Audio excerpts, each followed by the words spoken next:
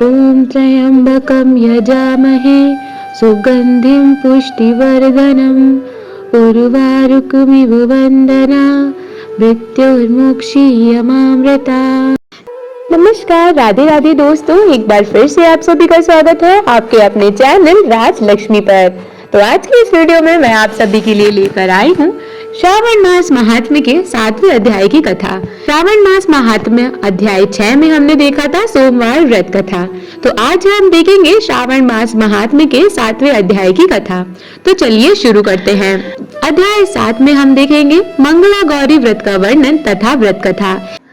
सर्व मंगल मांगल्ये शिवे सर्वार्थ साधिके शरण्ये त्र्यंबिके गौरी नारायणी नमोस्तुते। बोले, हे सनत कुमार, अब मैं युक्तम भौम व्रत का वर्णन करूंगा जिसके अनुष्ठान करने मात्र से वैधव्य नहीं होता है। विवाह होने के पश्चात 5 वर्षों तक यह व्रत करना चाहिए। इसका नाम मंगला गौरी व्रत है। यह पापों का नाश करने वाला है। विवाह के पश्चात प्रथम श्रावण शुक्ल पक्ष में पहले मंगलावार को यह व्रत आरंभ करना चाहिए। केले के खंभों से सुशोभित एक पुष्प मंडल बनाना चाहिए और उसे अनेक प्रकार के फलों तथा रेशमी वस्त्रों से सजाना चाहिए। उस मंडप में अपने सामर्थ्य के अनुसार देवी की स्वर्णमयी अथवा अन्य धातु की बनी प्रतिमा स्थापित करनी चाहिए। उस प्रतिमा को 16 दूर्वा दलों से, 16 चावलों से तथा 16 चने की दालों से मंगला गौरी नामक देवी की पूजा करनी चाहिए और 16 बत्तियों से 16 दीपक जलाने चाहिए।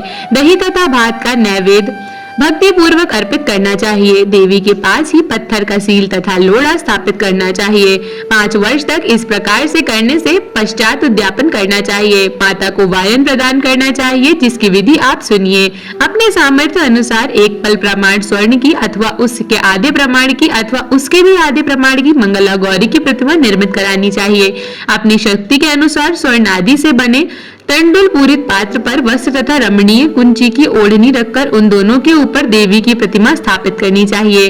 5 में चांदी से निर्मित सिल तथा लोढ़ा रखकर माता को वायन प्रदान करना चाहिए। इसके बाद 16 सुवासिनियों को प्रयत्न पूर्वक भोजन कराना चाहिए।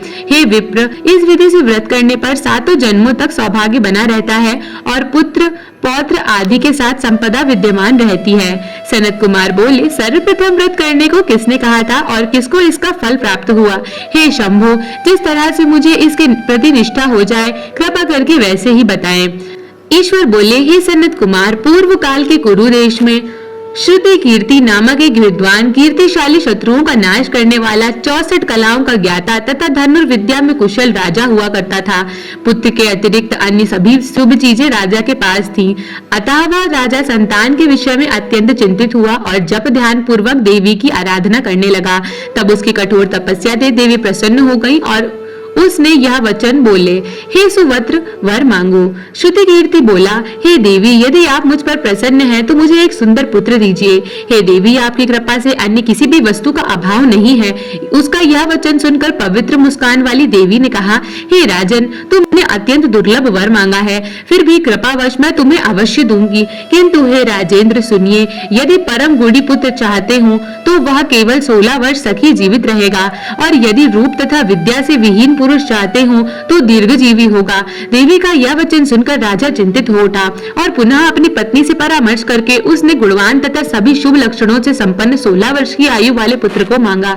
तब देवी ने भक्ति संपन्न राजा से कहा, हे नृपनंदन, मेरे मंदिर के द्वार पर आम का वृक्ष है, उसका एक फल लाकर मेरी आज्ञा से अपनी भार्या को उसे भक्षण करने हेतु प्रदान करो, जिससे वह शीघ्र ही गर्भ धारण करेगी। इसमें संदेह नहीं है। प्रसन्न होकर राजा ने वैसा ही किया और उनकी पत्नी ने गर्भ धारण कर लिया। 10वें महीने में उसे देवतुल्य सुंदर पुत्र को जन्म दिया।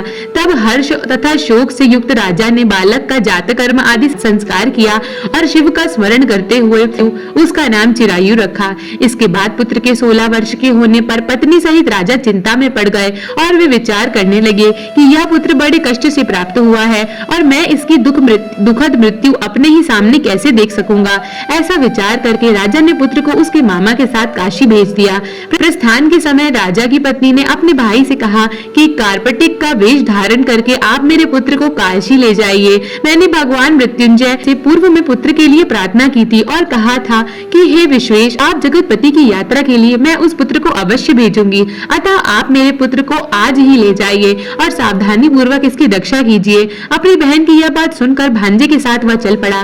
कई दिनों तक चलते चलते वह आनंद नामक नगर में पहुंचा। वहां सभी प्रकार की समृद्धियों से संपन्न वीरसेन नाम का राजा रहता था। उस राजा की एक सर्वलक्षण संपन्न युवावस्था प्राप्त मनोहर तथा रूप लावण्यमयी मंगला गौरी नामक कन्या थी। सभी उपमानों को तुच्छ करके सौंदर्य अभिवृद्धि को प्राप्त कर वह कन्या किसी समय सखियों के साथ नगर के उपवन में क्रीड़ा करने में लगी हुई थी। उसी समय वह चिरायु तथा उसका मामा वे दोनों भी वहां पहुंच गए और उन कन्याओं को देखने की लालसा से वहीं विश्राम करने लगे। इसी बीच विनोद पूर्वक क्रीड़ा करती हुई उन कन्याओं में से किसी एक ने कुपित होकर राजकुमारी को रांडा या कुवचन कह दिया और उस अशुभ वचन को सुनकर राजकुमारी ने कहा, तुम अनुचित बात क्यों बोल रही हो? मेरे कुल में तो इस प्रकार की कोई नहीं है। मंगला गौरी की कृपा से तथा उनके व्रत के प्रभाव से विवाह के समय जिसके सर पर मेरे हाथ से अक्षत पड़ेगा, हे सखी, वह यदि अल्प आयु वाला होगा तो भी चिरंजीवी हो जाएगा। इसके बाद वह सभी कन्याएं अपने अपने घर चली गईं। उसी दिन राजकुमारी का विवाह था। बाहलीक देश के दृढ़धर्मा नामक राजा के सुकेतु नाम वाले पुत्र के साथ उसका विवाह निश्चित किया गया था। वह सुकेतु विद्याहीन, कुरूप तथा बहरा था।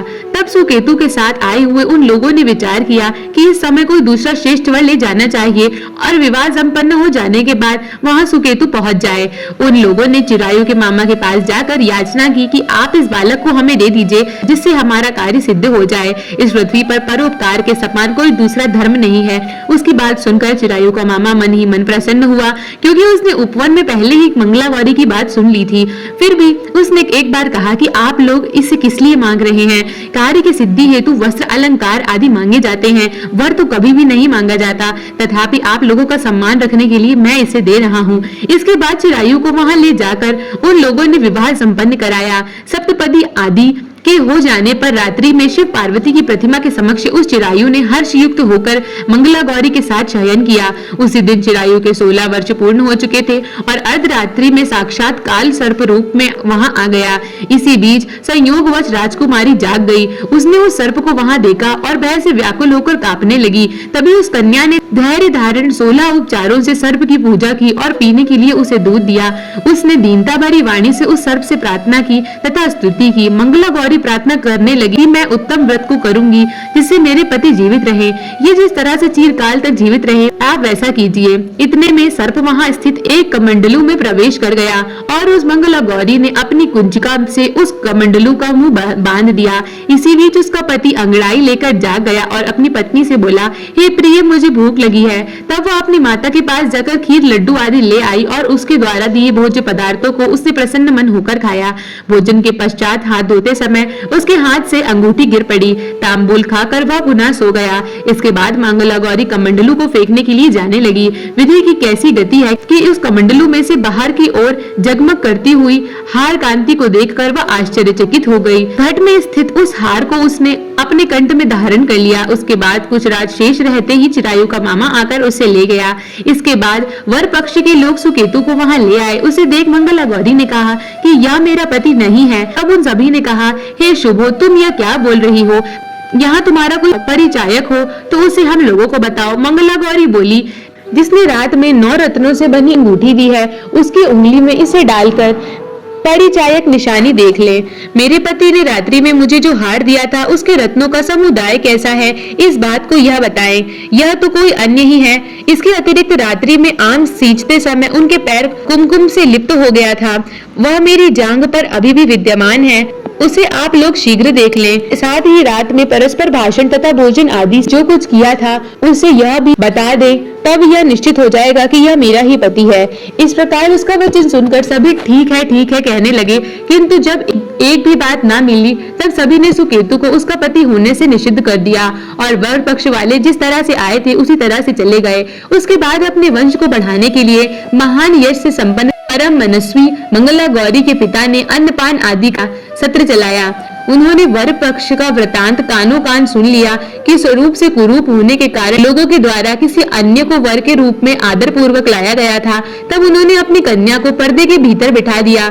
उसके बाद 1 वर्ष बीत जाने पर यात्रा करके चिरायु अपने मामा के साथ यह देखने आया कि विवाह के बाद वहाँ क्या हुआ। तब उसे गवाक्ष के भीतर से देख वह मंगला गौरी अत्यंत प्रसन्न हुई और माता पिता से बोली, मेरे पति आ गए हैं। राजा ने अपने सुहजनों को बुलाकर पूर्व में कहे गए सभी परिचायकों को निशानी को देखकर मंद मुस्कान वाली अपनी कन्या चिरायु को सौंप दी। राजा ने शिष्टजनों के साथ लेकर विवाह का उत्सव कराया। इसके बाद राजा वीर सेन ने वस्त्र, आभूषण आदि, सोने, घोड़े, रथ और अन्य भी बहुत सी सामग्रियां देकर उन्हें विदा किया। उसके बाद कुल को आनंदित करने वाला चिरायु पत्नी तथा मामा को लेकर सेना के साथ अपने नगर पहुंचा। लोगों के मुख से उसे आया हुआ सुनकर उसके माता पिता को विश्वास नहीं हुआ। उन्होंने सोचा कि प्रारब्ध अन्यथा कैसे हो सकता है। इतने में वह अपने माता पिता के पास आ गया और स्नेह से परिपूर्ण वह चिरायु भक्ति पूर्वक उनके चरणों में गिर पड़ा। तब अपने पुत्र का मस्तक सूंघ कर उन दोनों ने परम आनंद प्राप्त किया। पुत्र वधू मंगला गौरी ने भी सास ससुर को प्रणाम किया। तब सास उसे अपनी गोद में बिठाकर सारा वृतांत शीघ्र पूर्वक पूछने लगी। हे महामुने, तब पुत्र वधू ने भी मंगला गौरी के उत्तम व्रत महात्म्य तथा जो कुछ घटित हुआ था वह सब वृतांत बताया। हे सनत कुमार, मैंने आपसे इस मंगला गौरी व्रत का वर्णन कर दिया। जो कोई भी इसका श्रवण करता है अथवा जो इसे कहता है उसके सभी मनोरथ पूर्ण हो जाते हैं, इसमें संदेह नहीं है। सूत जी बोले, हे ऋषियों, इस प्रकार शिव जी ने सनत कुमार को यह मंगला गौरी व्रत बताया और उन्होंने सभी कार्यों को पूर्ण करने वाले इस व्रत को सुनकर महान आनंद प्राप्त किया। इस प्रकार श्री स्कंद पुराण के अंतर्गत ईश्वर सनत कुमार संवाद में श्रावण मास महात्म्य में मंगला गौरी व्रत कथन नामक 7वां अध्याय पूर्ण हुआ। अगर आप सभी को यह वीडियो पसंद आई हो तो हमारे चैनल को लाइक करें, सब्सक्राइब करें, वीडियो को शेयर करें और बेल नोटिफिकेशन को ऑल पर सेट करना ना भूलें ताकि श्रावण मास की आने वाली सभी कथाओं की नोटिफिकेशन आपको सबसे पहले प्राप्त हो। हमारे वीडियो पर अंत तक बने रहने के लिए आप सभी का बहुत बहुत धन्यवाद। जय श्री कृष्णा दोस्तों।